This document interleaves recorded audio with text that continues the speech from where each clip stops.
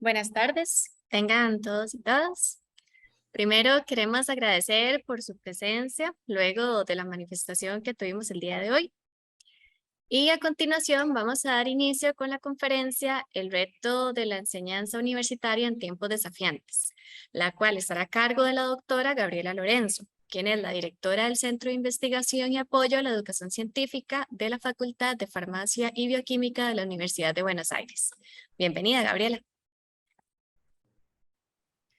Hola, gracias Fiorella por la presentación.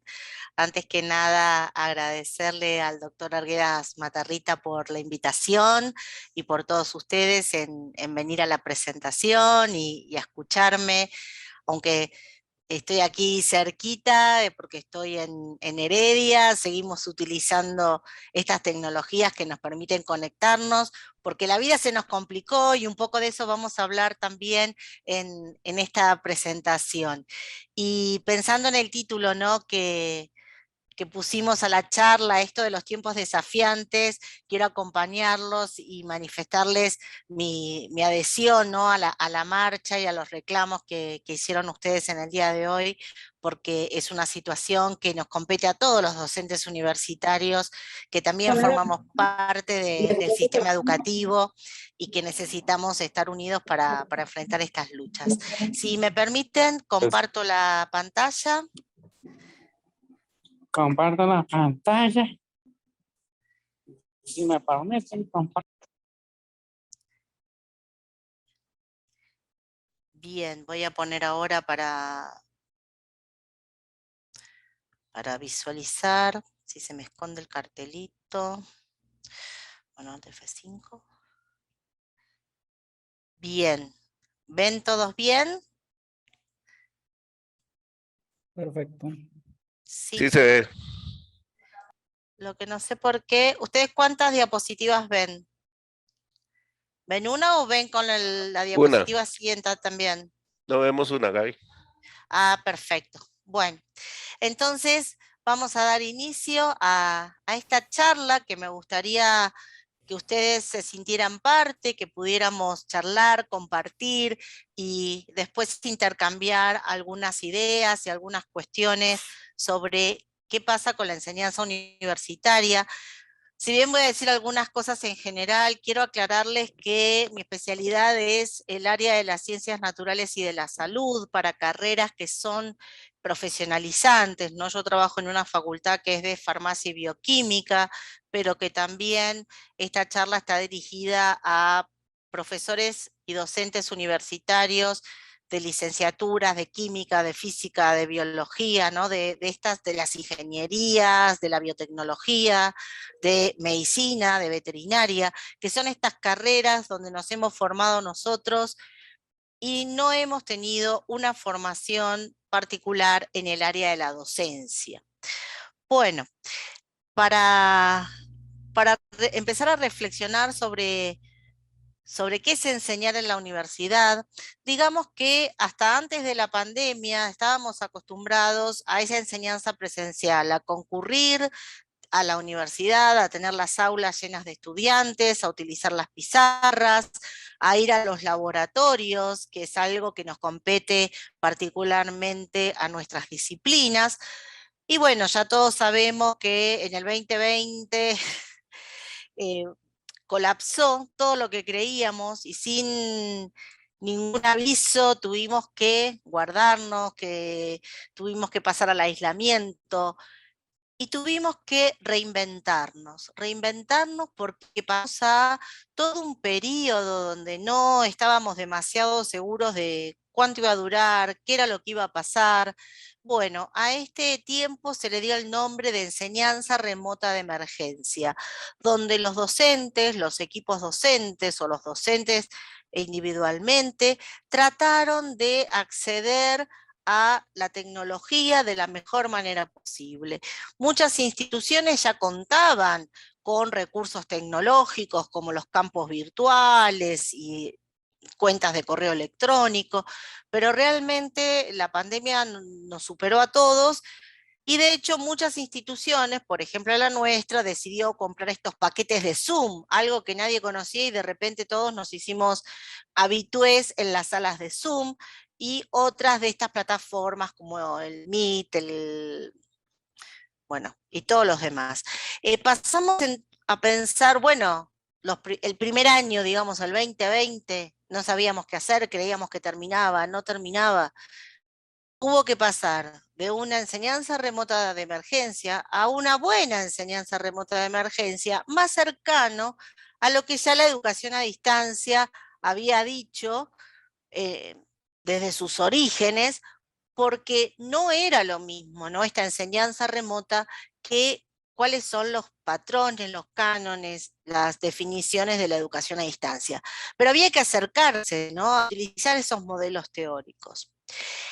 Y bueno, llegamos al día de hoy y ahora ¿qué? Sería la gran pregunta, donde recuperamos la presencialidad en gran medida, pero ya ven que acá estamos en la sala de Zoom. Entonces tenemos esta cosa que se llama enseñanza híbrida, que todavía no sabemos muy bien de qué se trata, faltan definiciones, y también necesitamos saber qué es lo que vamos a tratar de mezclar, hacer un blend de qué vamos a mixear, ¿no? Y entonces, esto estaría dentro de una propuesta híbrida de algunas cosas presenciales, otras cosas a través de internet. Necesito mezclar simultáneamente en el mismo momento y lugar lo virtual o presencial. Bueno, son las discusiones que se nos vienen. Si me preguntan a mí, en esta época estamos peor que en la pandemia, porque ahora tenemos que hacer todo, lo de antes presencial, más lo virtual, más lo mixto, y en realidad se nos sigue complejizando nuestra actividad como docentes. Ya en el año 2007, Miguel Ángel Zabalza, un investigador español de Santiago de Compostela, nos decía que había que hacer cambios en la docencia, especialmente en la docencia universitaria. Estos cambios tienen que ver con acompañar a los estudiantes para que aprendan a estudiar solos, a este aprendizaje autónomo. Pero no es un dejar a los alumnos solos, no es un abandonar al alumno, sino que es lograr un acompañamiento de ese estudiante, tutorizarlo, seguirlo, empoderarlo, pero de una manera supervisada. Hay que darle más importancia entonces a las herramientas, a los cómo se hacen las cosas, a los procedimientos, para que el alumno pueda precisamente llevar a cabo su tarea de estudiantar o de aprender. Esto está pasando en una universidad que ya era compleja con anterioridad a la pandemia. En este trabajo del 2017 que les comento acá, ya nos dábamos cuenta que el perfil del estudiantado había cambiado. Ya ni siquiera son millennials los estudiantes, sino que los estudiantes ya están dentro de lo que se considera centennials. No tienen otras formas de entender el mundo, de entender el universo o los multiversos, como ahora ya nos acostumbramos a decir. Hay nuevas formas de comunicarnos, no podemos imaginarnos, inclusive nosotros que somos de otras generaciones, estar sin internet, sin conexión. ¿Qué pasa con los datos? ¿Qué pasa con el Wi-Fi? Estamos con el teléfono celular o móvil todo el tiempo pendientes de si nos avisan, si nos llaman. Necesitamos entonces estar con este mundo de las TIC. Y esto tiene que ver también con esos cambios que aparecen en los campos profesionales, porque ya no es lo mismo ser un bioquímico o ser un químico o ser un médico en este mundo donde la tecnología también forma parte de las industrias, de la salud, de la agricultura, o sea, todo tiene tecnologías. Entonces, las profesiones cambian. ¿Y qué pasa con los programas de estudio, con los currículums? A lo mejor no se están actualizando todo lo que nos gustaría.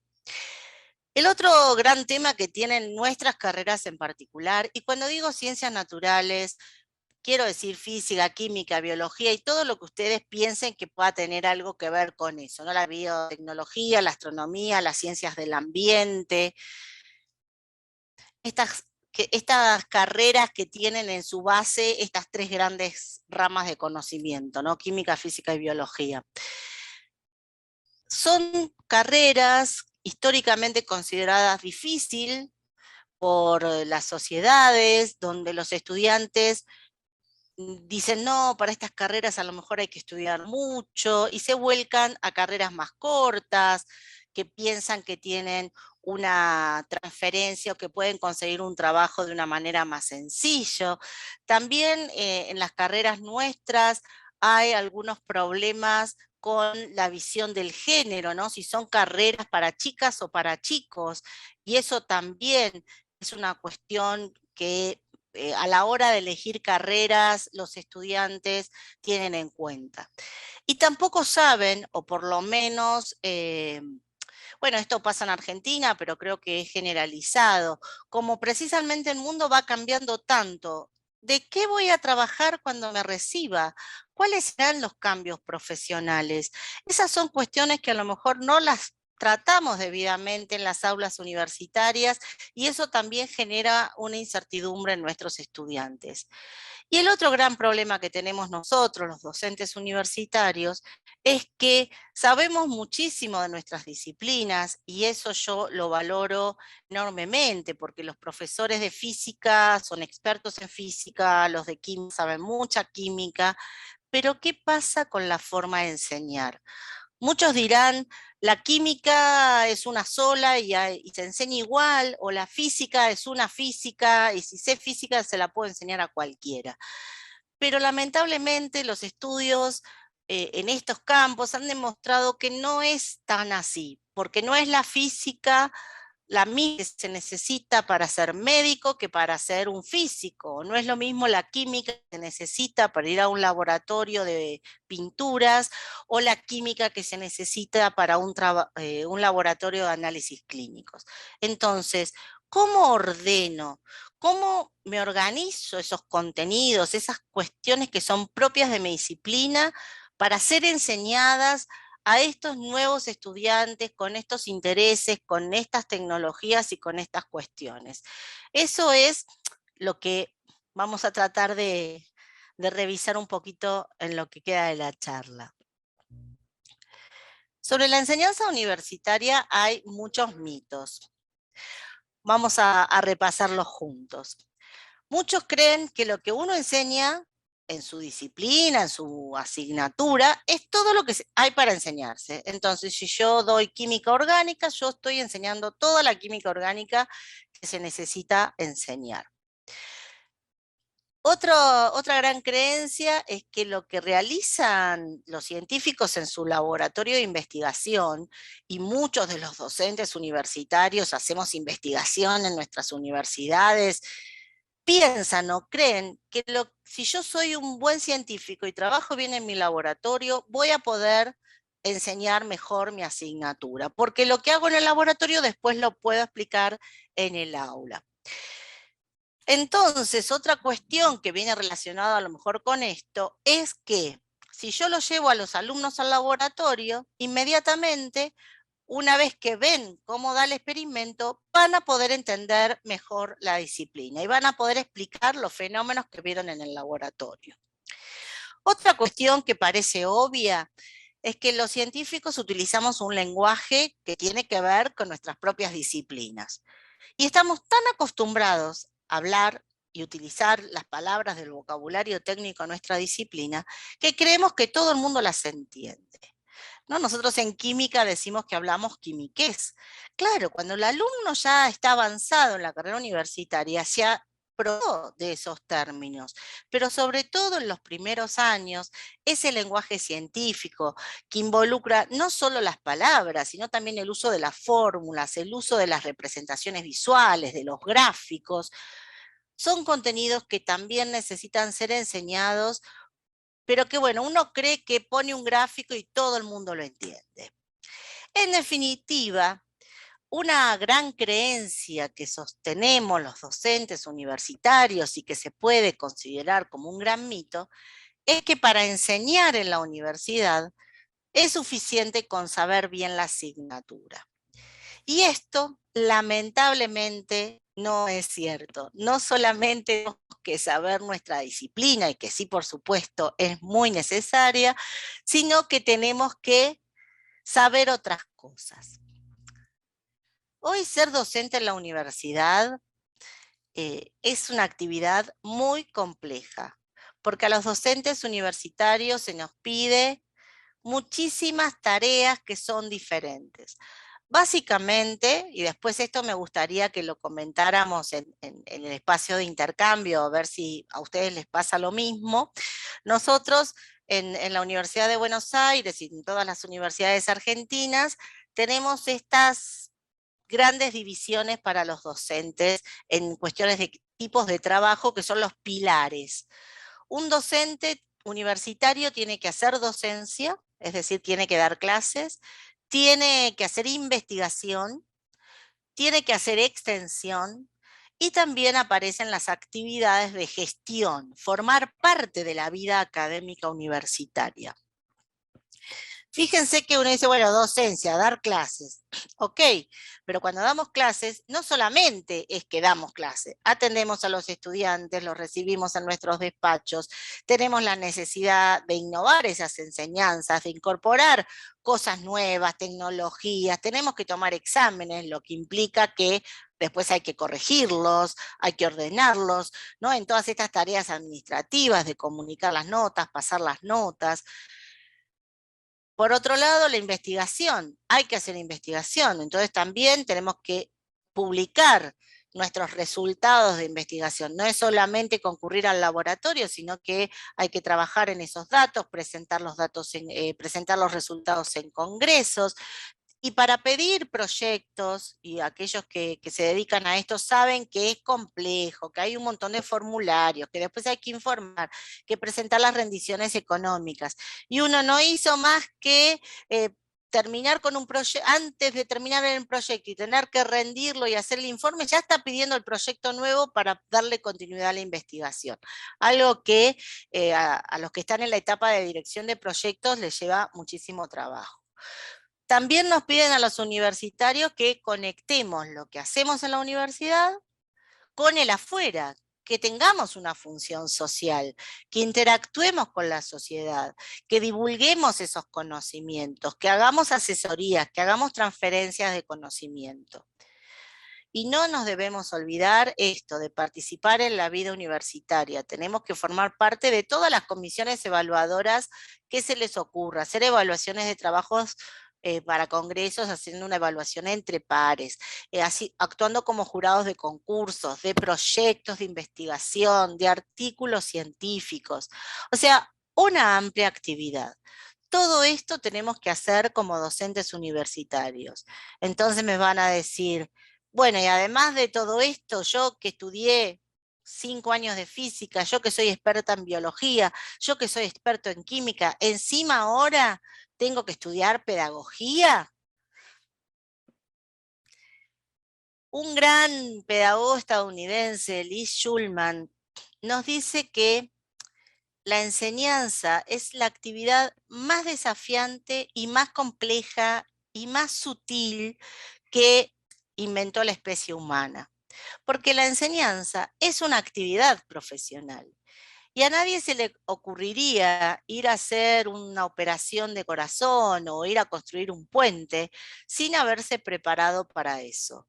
Sin embargo, cuando empezamos nuestra carrera docente, nos mandan así, sin anestesia, a un aula, frente a alumnos, a dar clase, a impartir nuestras clases. Entonces, necesitamos construir un conocimiento que es propio del profesor. Y ese conocimiento, Lee Shulman lo llamó Pedagogical Content Knowledge, o en castellano, conocimiento didáctico del contenido, que es este conocimiento que caracteriza a la función docente y que cada docente tiene, donde se mezcla en una especie de amalgama, en un blending, o ahora podríamos decir en un conocimiento híbrido, para actualizar las definiciones de Shulman, lo que sabemos de nuestra disciplina con lo que tenemos que saber de pedagogía. para nuestro grupo de alumnos en particular, en nuestra institución en particular, que también va a imponer ciertas reglas y ciertas condiciones para nuestros contextos, y los conocimientos que tengamos también sobre nuestros propios estudiantes. No es lo mismo dar química para la formación de un profesor de química, para un médico, para un veterinario, para un licenciado en química, para un bioquímico.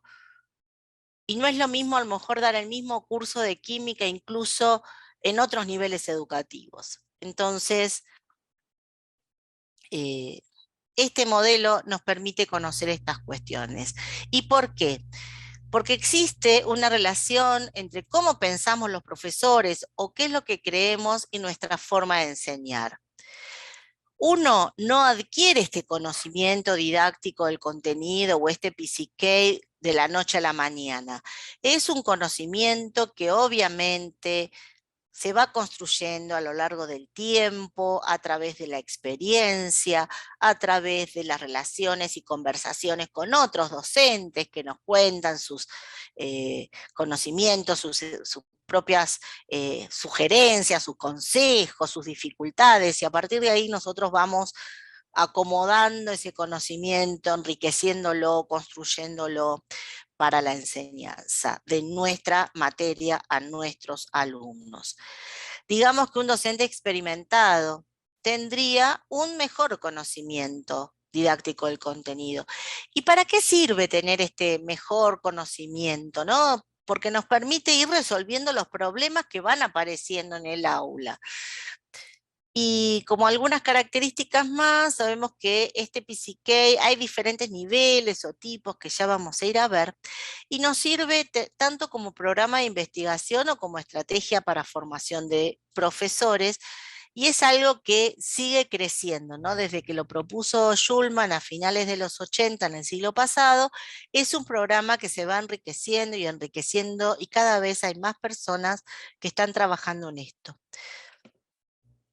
Acá hay un modelo para entender el conocimiento del profesor, el modelo de Park y Oliver, que fíjense que considera estos 6 elementos donde hay orientaciones para la enseñanza, cuestiones sobre evaluación, estrategias para enseñar, hay un conocimiento sobre el currículum, sobre los estudiantes y las dificultades que tienen los estudiantes para esa materia en particular, y eso da cuenta de su eficacia como docente.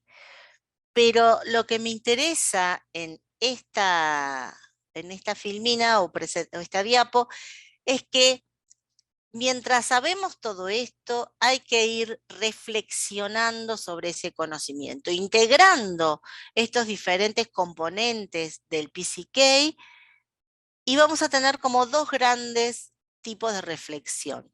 Las que hacemos cuando estamos dando clase, mientras van pasando cosas y uno se va dando cuenta que tiene que ajustar, que tiene que repetir algo, que algún alumno no entendió, y la reflexión que vamos a hacer después. Cuando terminó la clase, miramos retrospectivamente y vamos a poder decir qué cosas salieron bien, qué cosas habría que ajustar para la próxima vez que tengamos que dictar este mismo tema a un grupo parecido de estudiantes. ¿Cómo se puede estudiar este PCK de los profesores, de los docentes?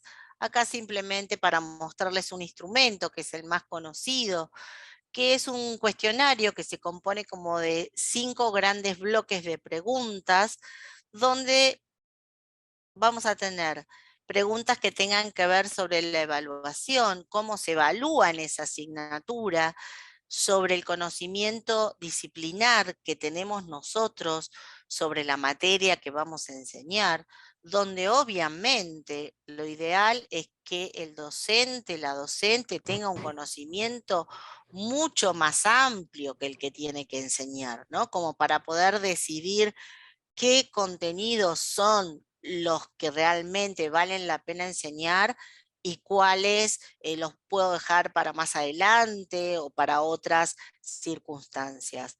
Conocer el currículum de la asignatura, De nuevo, es importante esto de conocer quiénes son nuestros estudiantes, cómo aprenden, cuáles son sus intereses, qué dificultades tienen, cuáles son las motivaciones y sus intereses, qué saben, ¿no? Con qué conocimiento vienen al aula.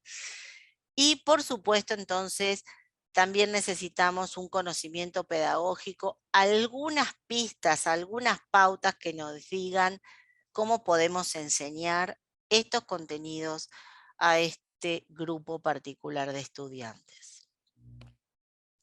Entonces, ¿para qué nos sirve esto de desarrollar nuestro PCK? Nos sirve porque cuanto más enriquecido esté este conocimiento, vamos a poder identificar ideas, preguntas, temas que tengan que ver con los intereses de los estudiantes, los intereses profesionales, ¿no? Hacia dónde se orienta este tema que estamos viendo hoy en esta clase, cómo lo puedo vincular con la futura práctica profesional de los estudiantes, saber cuáles son las dificultades, ¿no? En dónde se van a frenar mis estudiantes. Yo tengo que saber cuáles de todos los temas que voy a trabajar en mi clase son aquellos que necesito dedicarles más tiempo o darles más ejemplos, hacer una ejercitación más importante porque sé que es lo que más les cuesta a los alumnos. Voy a poder, si tengo un buen PCK, seleccionar buenos problemas, hacer buenos experimentos en el laboratorio, voy a poder armar proyectos, voy a poder construir explicaciones ad hoc, crear analogías o metáforas que le permitan al alumno entender, ¿no? Cuando estoy explicando algo le digo, mira, esto es como si... Y entonces ahí le agrego de mi propio conocimiento un ejemplo, una aclaración que le ayuda a mi alumno a entender, ¿no? Y por supuesto, voy a saber también generar buenas evaluaciones, evaluaciones que sean significativas, que me permitan saber si realmente el alumno comprendió, si aprendió, si puede aplicar esos conocimientos que se generaron durante la clase. Como les decía, el PCK se siguió estudiando y cada vez hay más cosas sobre este concepto. Y acá lo que me interesa que vean es que uno puede saber muchas cosas porque estudió su disciplina, porque estudió pedagogía, porque estudió aprendizaje, y con todo eso conforma un PCK, un CDC personal, que es todo lo que sabe y lo tiene disponible en su acervo cognitivo. Pero después hay que ver qué de todo eso aparece en la acción. Cuando me toca dar clase, ¿no? Porque no es solo ese conocimiento declarativo de poder decir algunas cosas que yo sé, sino que también se trata de qué puedo actuar, ¿no? El enactment PCK, esta cuestión de llevar a la práctica. Y fíjense que a medida que me alejo de este CDC, el PCK en acción, el CDC personal, aparece este otro, que es el que se puede documentar, que es en realidad donde la investigación trabaja más, que es este conocimiento colectivo, colectivo entre colegas docentes, estos consejos que podemos compartir entre nosotros, los profes de química con otros profes de química, los profes de electricidad con otros profes de electricidad, porque hay cuestiones que se repiten, y se repiten más allá de las fronteras de los países, y se repiten más allá de nuestro idioma, porque es probable que en electricidad chicos de Finlandia tengan las mismas dificultades que los chicos de Costa Rica o los chicos de Argentina. Entonces, esto es algo sobre lo que podemos trabajar los docentes universitarios compartiendo este conocimiento entre nosotros, ¿no? Y nuestras dificultades y las estrategias que utilizamos para sobrellevar esas dificultades, para solucionarlas. Y entonces podemos pensar ahora con esta doble mirada. ¿Cómo puedo aplicar ese conocimiento, mi propio PCK, a la enseñanza? Y entonces acá nos podemos preguntar qué pasa cuando yo actúo, ¿no? En la parte del enacting. ¿Cuáles son las competencias que se esperan de nosotros como docentes universitarios? Y nosotros necesitamos las mismas competencias que los de secundaria, que los de primaria u otros niveles educativos. ¿Qué esperan los demás de mí? Y de mí misma. ¿Me siento competente para enseñar mi asignatura? ¿Ustedes se sienten que son competentes para enseñarla bien? ¿En dónde les gustaría lograr una mayor competencia? ¿No? Esta cuestión de esta mirada introspectiva, autocrítica, reflexiva, metacognitiva. ¿Y por qué es importante hablar de competencias? Porque ya quedó claro que las exigencias intelectuales, personales y sociales en esta nueva época, de estos tiempos desafiantes, donde no sabemos qué qué nos depara el destino, hay que seguir aprendiendo. Cada día hay que seguir aprendiendo. ¿Y cómo aprendemos? Y cada uno solito, solita, ¿no? Este aprendizaje autónomo. Entonces, necesito estas herramientas que me permitan a mí aprender. Yo tengo que saber que puedo buscar un tutorial en YouTube para ver cómo se hace y tener esas herramientas. Sé que esto va a continuar hasta el día que me muera, ¿no? Porque esto tenemos que seguir aprendiendo toda la vida. No es como pasaba, no sé, a lo mejor en la década del 50 del siglo XX, una persona se recibía de médico, iba, se instalaba en su pueblo, en su ciudad, y ya se quedaba con eso, y con eso terminaba su jubilación o su retiro. Hoy ninguna carrera está finalizada. Uno termina, obtiene la graduación, el título, el diploma, y sabe que tiene que seguir estudiando. ¿Por qué? Porque el futuro va cambiando y entonces necesitamos ser competentes para sobrevivir en estos tiempos desafiantes. Entonces necesito saber qué, saber cómo, saber cuándo y saber por qué tengo que utilizar determinadas herramientas, conocimientos y no otros. Entonces, todo este conjunto de recursos son los que necesito para poder realmente ser un profesional exitoso, si estoy hablando de las posibilidades de nuestros estudiantes. Y ser docentes exitosos también, porque también necesitamos saber qué enseñar, cómo, cuándo y por qué en nuestro ejercicio profesional. Y aparece un escenario muy particular, que yo incluso cuando estuve aquí ya puse unas noticias y sé que también es una preocupación aquí en el país, porque no es solo el escenario educativo, el profesional y laboral, el saber desempeñarse socialmente en los núcleos familiares o incluso como comunidades más amplias, sino que aparece esta cuestión de lo afectivo, de lo emocional, y afecta a todos los niveles educativos. Y les puedo asegurar que incluso en el nivel de posgraduación, en el nivel de los doctorados, por ejemplo, que hay muchas dificultades para que los estudiantes terminen sus carreras de doctorado, fundamentalmente se observa este fenómeno en este escenario emocional. Son problemas emocionales lo que aparecen ahí. Pero ¿qué son las competencias? ¿No? Porque venimos hablando de las competencias. En definitiva, son construcciones que necesitan ser internalizadas por la educación. Y ser competente significa que cuando hay una situación X, más o menos compleja, que yo es la primera vez que la vea, pueda con mis conocimientos hacer algo, enfrentarla, resolverla, ¿no? Y que mezcle todo lo que sé, no solamente lo que aprendí en química, lo que aprendí en física o lo que aprendí en geografía. Necesito todo mi bagaje de conocimiento para poder hacer frente a esa situación. Y acá un ejemplo concreto como para clarificar un poco.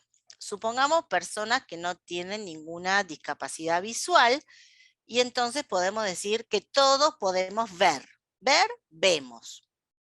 Pero imaginemos que estamos tomando la temperatura de un sistema con un termómetro de gradación centígrada. Bien, tengo que saber cómo mirar el termómetro, si lo muevo, ¿no? Para ver el mercurio, si se ve, si no se ve, reconocer esa escala de cuánto va de grado en grado, cada 2 grados, cada 3 grados. Y entonces recién paso de ver a mirar y después a medir la temperatura, ¿no? Que es hacer una observación, registrar un dato, poder expresarlo correctamente.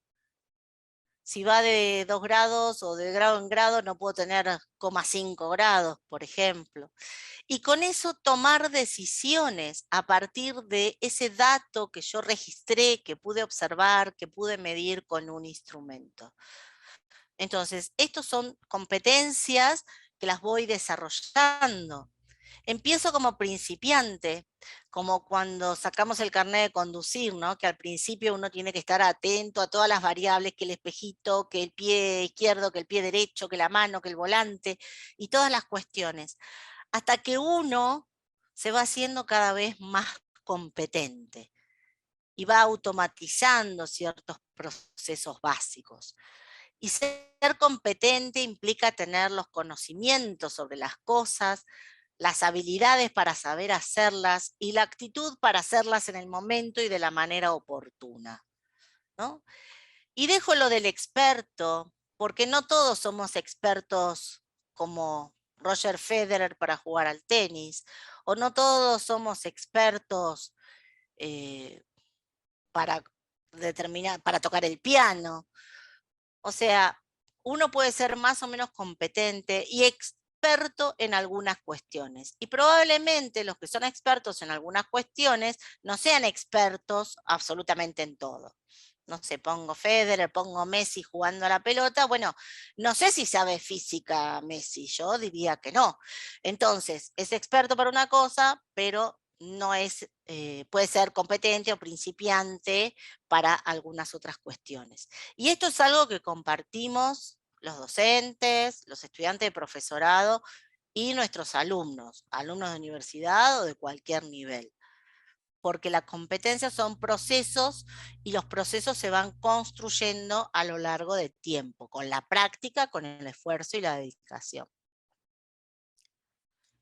Hay 10 competencias que son como básicas y generales y que todos deberíamos tener, desde los docentes hasta el último alumno, que son estas competencias las que tienen importancia también en los ámbitos laborales y profesionales. Estas que están acá, ¿no? La responsabilidad, el trabajo interpersonal, las habilidades intercomunicativas, la flexibilidad, ¿no? Esto de poder adaptarnos a diferentes contextos y escenarios, la capacidad de trabajar en equipo, poder planificar, hacer innovaciones. ¿Cuánto de todo esto trabajamos nosotros en nuestras clases? Y el gran desafío que tenemos los docentes, ¿cómo podemos llenar estas competencias que son generales y que sirven para todo el mundo cuando estoy trabajando con los contenidos específicos de mi asignatura? ¡Apa! Ese es el desafío que tenemos para pensar. Para el docente universitario, Zabalza, que ya se los mencioné antes, habla de que tenemos que ser competentes para planificar la situación de enseñanza y aprendizaje. Esto va a implicar saber qué contenidos vamos a trabajar, cómo los seleccionamos. Y en esto la pandemia fue un fuerte sacudón, porque uno se daba cuenta que no podía dar todo de la misma manera que hacía antes en lo presencial cuando pasó a la virtualidad. Bueno, ¿cómo seleccionamos lo que tenemos que dar? ¿Y cómo lo seleccionamos ahora? ¿Qué cosas las vamos a dar virtual como presencial? Bueno, que sea una selección fundada en un criterio, que haya un conocimiento atrás de esto, ¿no? No meramente lo que nos quede cómodo, lo que sepamos o lo que se venga haciendo sin ninguna reflexión.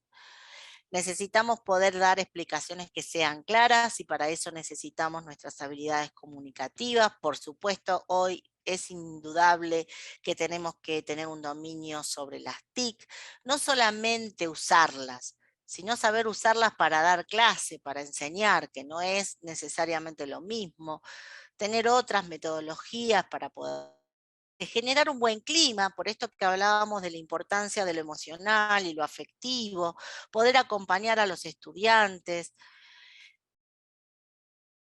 ser parte de la institución, ¿no? Que las instituciones generalmente tienen un ideario, una filosofía, una forma de entender, y transmitirle también a los estudiantes cuáles son esta cultura institucional a la que pertenecemos.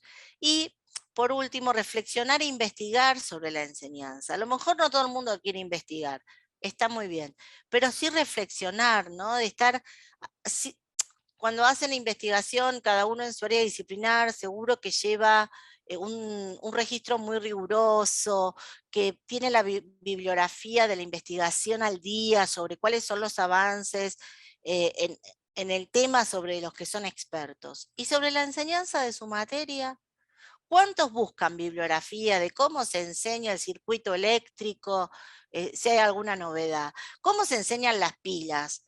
¿No? ¿Hay alguna novedad desde los viejos trabajos prácticos de pila, ahora las baterías de los teléfonos móviles?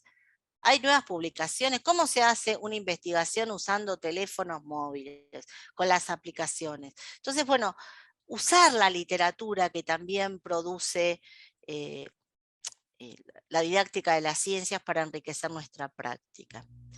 En definitiva, acá hay un resumen de todas las competencias que necesitamos, que son un montón, y las que tienen las flechitas son las que históricamente todos nos hemos concentrado, ¿no? Entonces las competencias cognitivas, una persona que sea capaz de aprender y saber mucho, y gerenciales de cómo hacer, ir a la clase, cómo escribir en el pizarrón, pasar listas, llevar los registros, tomar examen. ¿Qué pasa con las otras? Con lo que decíamos, la importancia de las competencias afectivas, sociales, las comunicativas. ¿Y qué pasa con las metacognitivas? Que son aquellas que nos permiten analizar nuestro propio conocimiento. Todo lo que empiece con meta es como un al cuadrado, ¿no? Es como revisar lo que sigue después, ¿no? Entonces, esta metacognición, ser consciente de cómo conozco, qué conozco, hasta dónde conozco, con mis puntos fuertes y también mis puntos más flojitos. Y bueno, hoy no podía dejar de mencionar esto de hablar de las competencias digitales, que ya la gente venía hablando de esto antes de la pandemia.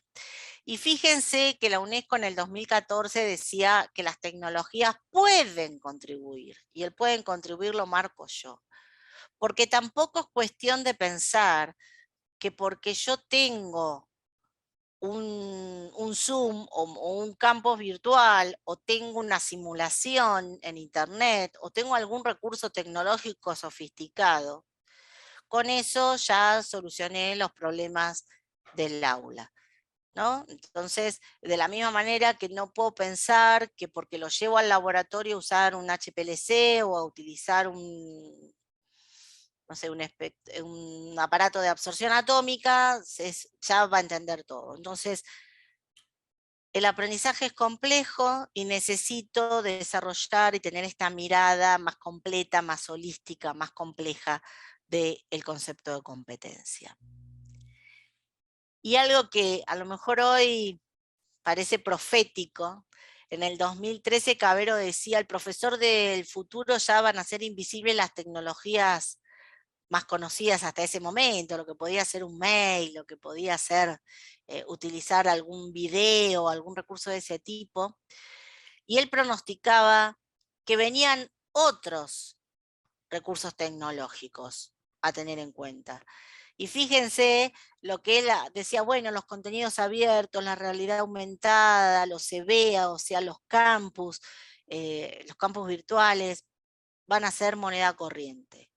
Y hoy nos tenemos que tenemos que aceptar que es eso, y él no pensaba en inteligencia artificial, en los laboratorios remotos, en tantas cosas que hoy ya tenemos, ¿no? En esto de las aplicaciones en los teléfonos móviles.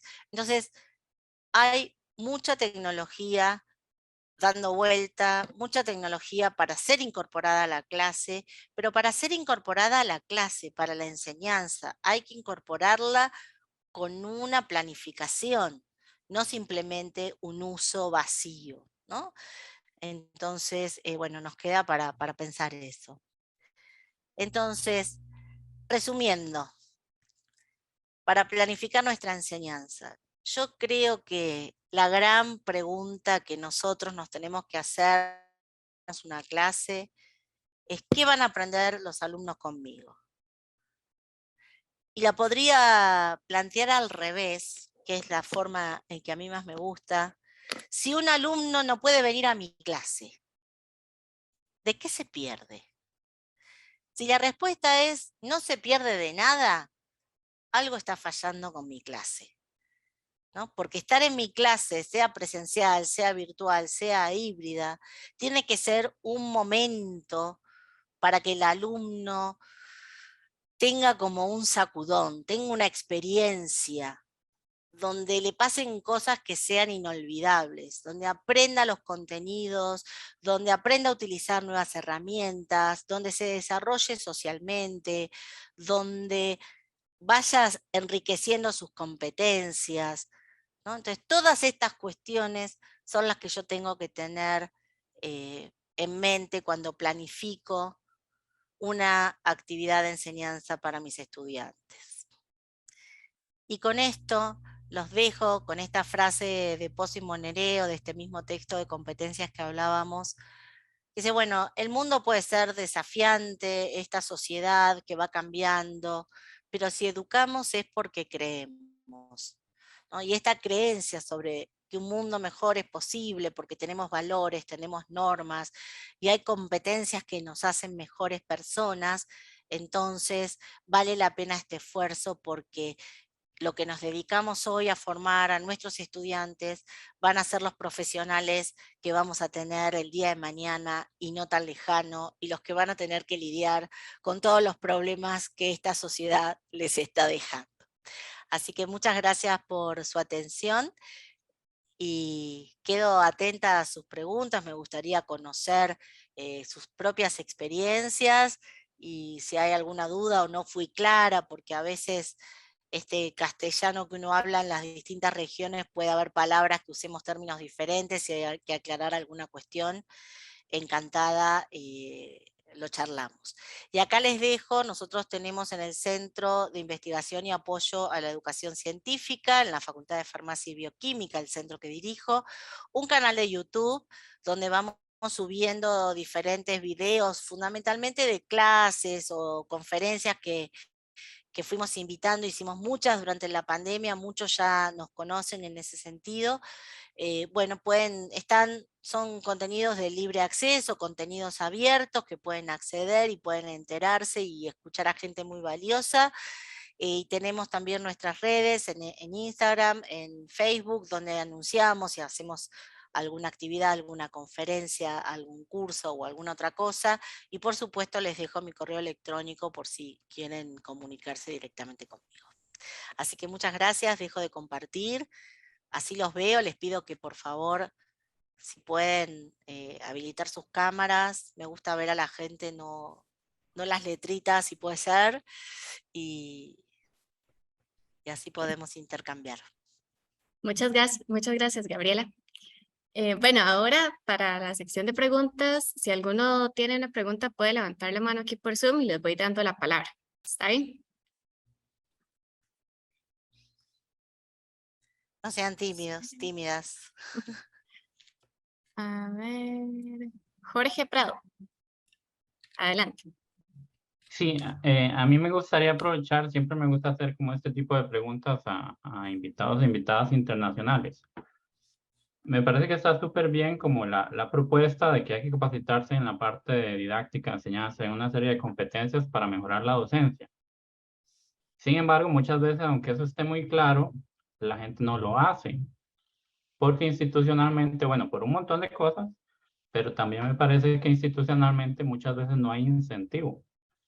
Por ejemplo, que no se reconoce para avanzar en carrera profesional o incluso que se presentan trabas burocráticas. Por ejemplo, en el caso de la UNED, mucha de la capacitación tiene que pasar por un proceso de solicitud de beca, donde a uno le tienen que aprobar una beca incluso para asistir un par de horas a una capacitación.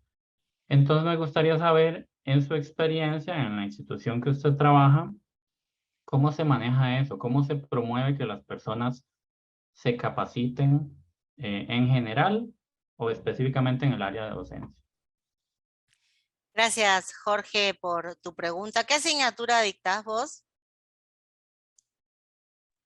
Aquí doy capacitación a docentes en la Universidad de Costa Rica, Psicología e Investigación Social. Ah, bien. Bien, te cuento un poco la experiencia que tenemos nosotros. Yo soy de la Facultad de Farmacia y Bioquímica. Aclaro que es una facultad que no tiene nada que ver con profesorados, no tenemos ninguna rama pedagógica, o sea, la gente estudia para farmacéutico, para bioquímico, para contactología o también carreras de licenciatura en alimentos, con lo cual nada que ver con la pedagogía. Pero en la década de los 90 se comenzó con un programa de formación docente, a lo mejor algo parecido a lo que estás haciendo vos en la Universidad de Costa Rica, y muchos de nosotros nos metimos, algunos más trastornados que otros como yo, y ya nos reconfiguramos a estudiar y a trabajar en estos temas. Y paulatinamente se fue como generando más y más masa crítica de gente que voluntariamente se iba capacitando. En el 2006, esa primera programa de capacitación se convierte en lo que hoy se conoce como carrera docente, que es optativa. La gente no tiene obligación de hacerla, pero sí se va considerando dentro de los puntajes para obtener los cargos, ¿no? Entonces hay un acompañamiento institucional. No te obligo, pero lo considero para los concursos docentes. Tanto es así que tenemos una situación en esa carrera. Yo soy profesora de esa carrera. Los alumnos en general se anotan porque sus compañeros la tienen hecha. Entonces, para no ser menos y para poder competir después en las instancias de concursos, los docentes se anotan. Pero al final se terminan entusiasmando, porque el desafío en estas carreras docentes cuando se la damos a físicos, a químicos, a biólogos, a gente que hace investigación en ese área, ¿no? Que trabaja muchísimo, que sabe un montón. Entonces hay que articular y darle ejemplos que sean propios de su disciplina, darle ejemplos que les sirvan para mejorar sus prácticas. Entonces ahí el desafío también es trabajar de manera multidisciplinar o interdisciplinaria o con gente reconvertida. Nosotros en Argentina ya somos muchos los que pertenecemos al área de didáctica de las ciencias. Gente que empezó como físico, como químico, pero después estudió pedagogía, psicología, filosofía, historia de la ciencia y se capacitó para poder dar ejemplos, para poder entender, bueno, cuando viene el profesor que da física cuántica, mínimamente compartir cierto vocabulario con él para poder ayudarlo a mejorar su clase.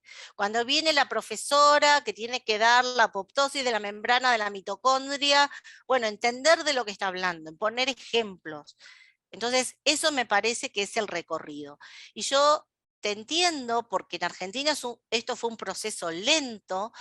Ya te estaba hablando de la década de los 90, ya pasaron más de 20 años del 2000, y en distintas universidades de Argentina se están imponiendo estos cursos. Para ponerte otro ejemplo, en la Universidad Nacional de Córdoba, en la Facultad de Ciencias Químicas, que si hay gente dura, ¿no? de la cabeza son los de Ciencias Químicas, tienen como un curso obligatorio dentro de toda la oferta de cursos para sus doctorandos, o sea, gente que quiere ser doctora en química. Los tesistas que están haciendo su doctorado en química tienen que hacer un curso de enseñanza de la química. dentro de la oferta de cursos. Y eso te lo sé de primera mano porque hace poco lo empecé a dictar yo. Entonces, bueno, de a poco nos vamos metiendo. En Argentina ya cada vez son más las universidades que están incorporando esta formación, porque además después lo ven en mejores resultados para sus alumnos, ¿no? Entonces, esas asignaturas típicas, ¿no? Que bueno, el curso de física lo aprueba menos del 50%, el curso de química biológica el 30%. Bueno, cuando el docente está mejor capacitado para solucionar esos problemas, entonces, este curso que estamos dando vale la pena porque ayuda a solucionar los problemas que tienen los docentes en el aula.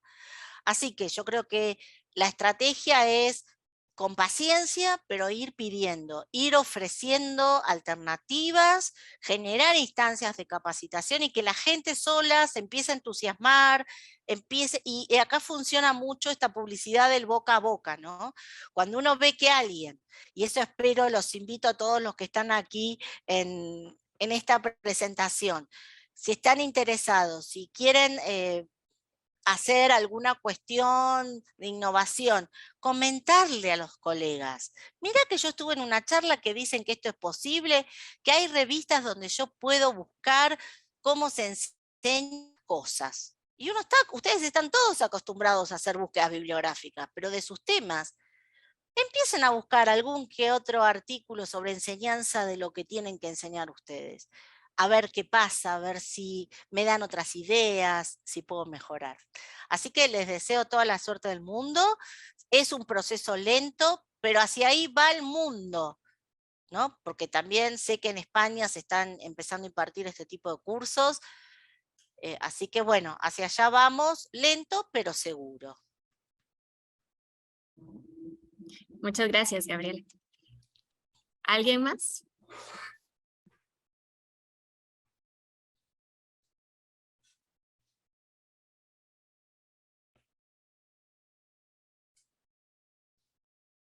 Anímense, ni los veo.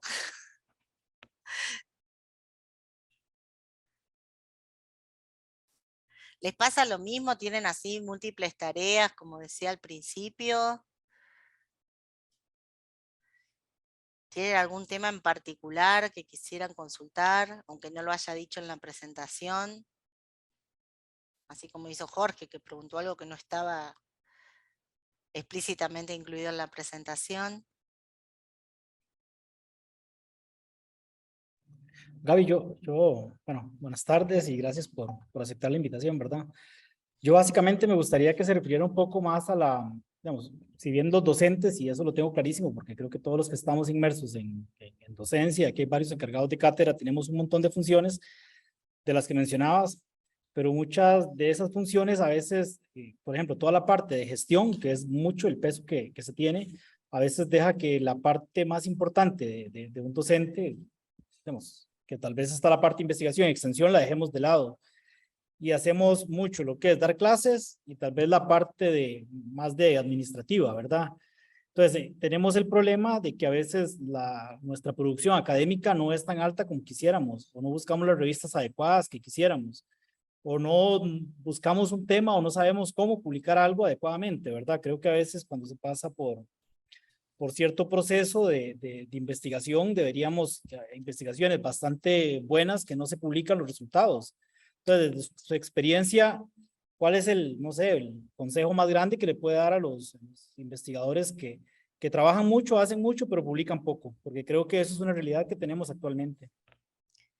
Bien, gracias Carlos, es muy interesante porque a todos caemos, ¿no?, en que lo urgente tapa lo importante, porque después uno necesita la producción académica para su carrera y bueno, lo de cada día. Creo que hay como dos grandes estrategias. Por un lado, uno es ser selectivo con las cosas que dice que sí, con las cosas que dice que no, ¿no? Ese saber elegir, ser estratégico a la hora de elegir, como dice el dicho, el que mucho abarca, poco aprieta. Entonces, bueno, hacer un orden de prioridades de qué es lo importante. Y la otra estrategia, que a veces nos cuesta mucho, y es la de formar alianzas, la de trabajar con otros, ¿no? Y creo, Carlos, que en ese sentido nosotros somos un excelente ejemplo, porque el trabajo que estás haciendo vos con un colega mío, que a lo mejor lo conocen, a Nacho Idoyaga, y nuestros equipos de investigación, donde nos juntamos para unar esfuerzos. Lo que sabe uno, porque todos no podemos hacer todo, eso está claro. Cada uno tiene además su especialidad.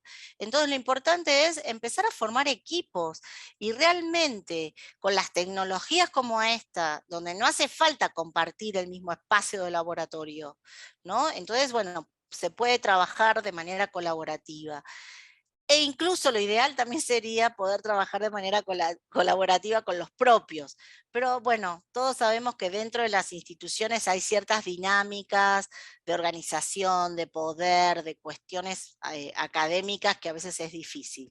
Pero bueno, me parece que esas son las dos estrategias, ¿no? Ser muy selectivo y en esto lo que yo les decía, la metacognición, ser reflexivos para analizar mi propia práctica y ver qué me está pasando.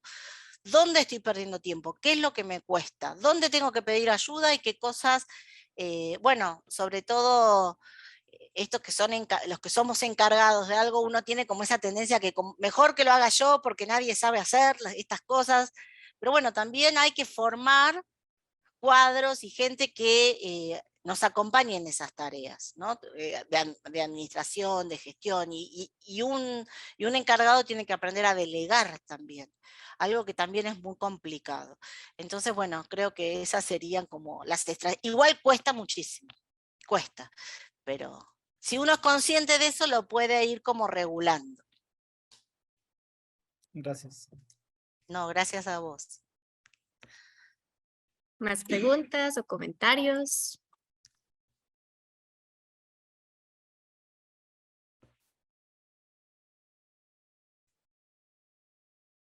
Cuando están así los cuadraditos negros, siempre me queda la inquietud si están ahí detrás o no. En mis clases yo trato de que prendan las cámaras un ratito para vernos.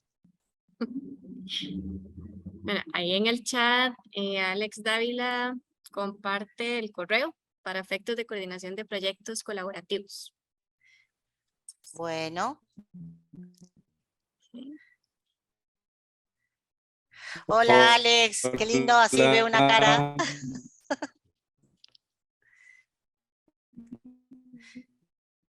Contanos, ¿qué proyectos tenés?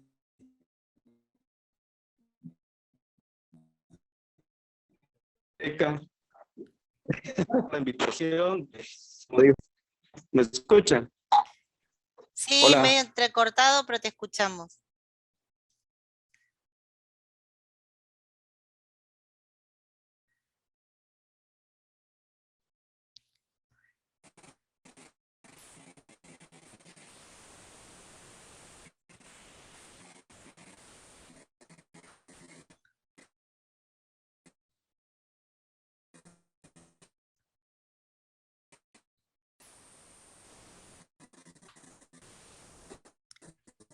Alex, ahora no te... Hola. Te diría que... Hola, buenas. ¿Me escuchan? Perdón, sí. que la... Apaga la cámara, porque a lo mejor eso mejora el audio.